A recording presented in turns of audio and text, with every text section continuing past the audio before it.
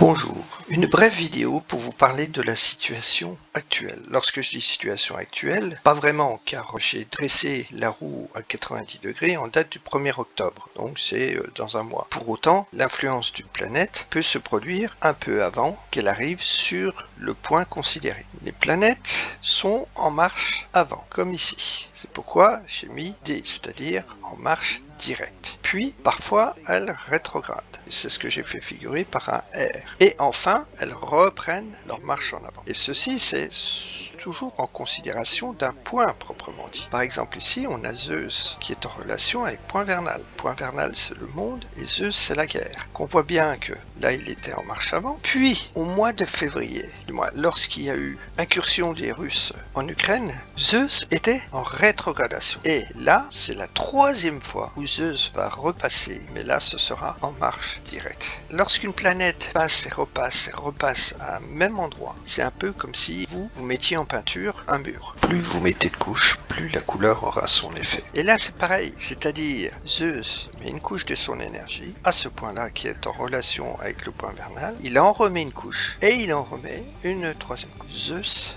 représente, bien entendu, comme je vous ai dit, par exemple, une injection. C'est Zeus, ça a l'énergie qui propulse. Sauf que là, il n'y a rien qui soit en relation avec Hadès. Donc, ce n'est pas ça. Hadès étant la maladie, ou avec Neptune étant l'infection. Pour l'instant, il n'y a rien qui peut démontrer que l'on doit considérer Zeus comme étant une injection. Maintenant, Zeus peut être la guerre. C'est en relation avec Poséidon. Il faut prendre en considération donc ces deux points-là qui sont en relation avec le point vernal. Donc on a point vernal plus Zeus plus Poséidon. Sachant que Zeus met sa troisième couche, de même que Poséidon. Zeus, c'est la guerre. Poséidon, c'est la radioactivité.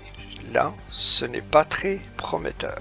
Ceci étant, dans le cadre de la dualité astrologique, on peut donner une autre interprétation. C'est-à-dire que Poséidon, c'est peut-être la vérité, et Zeus, c'est peut-être la production. Donc, on pourrait interpréter comme étant l'émergence d'une vérité au niveau mondial. Poséidon peut également signifier la sagesse, auquel cas on peut être optimiste. Cependant, si nous regardons les autres aspects, nous avons également, qui sont en relation avec ces trois points-là, nous avons Pluton, Admète. Pluton et Admète sont tous les deux rétrogrades. Ces deux planètes-là auront un impact qu'il faut prendre absolument en considération. Pluton, c'est le développement. Admète, c'est le blocage. Donc là, on a un blocage au niveau du développement. Alors, est-ce à dire un blocage au niveau du développement de la guerre radioactive ou un blocage du développement au niveau mondial dans l'absolu?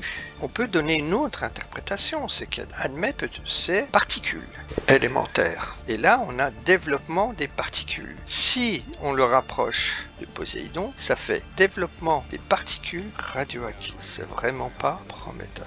Ensuite, j'ai essayé de voir un peu plus loin et j'ai regardé la roue à 22,30, c'est-à-dire H16. Et donc pour regarder ce qui se passe en H16, il faut regarder, vous voyez, il y a un point ici entre les deux flèches. Ici, il y a un point juste au milieu entre les deux flèches. Et là également. Donc regardez s'il n'y a pas des images planétaires avec Zeus, point vernal, Poséidon. Et là, je vois qu'il y a une image planétaire avec Admète, Saturne. Saturne, souvenez-vous, c'est ce qui sépare. Admète, c'est la pierre, l'immobilier. Donc on pourrait interpréter ceci comme des destructions d'immeubles. Et Uranus, qui n'est pas très loin, confère un caractère soudain ou explosif. Donc des immeubles qui explosent, des immeubles qui sont détruits. On a également le mi-point Vulcain-Apollon. Vulcain, c'est ce qui donne de l'ampleur à la planète avec laquelle il est en lien. Et Apollon, c'est l'expansion. Donc dans ces cas-là, il y aurait une expansion d'une guerre qu'on a également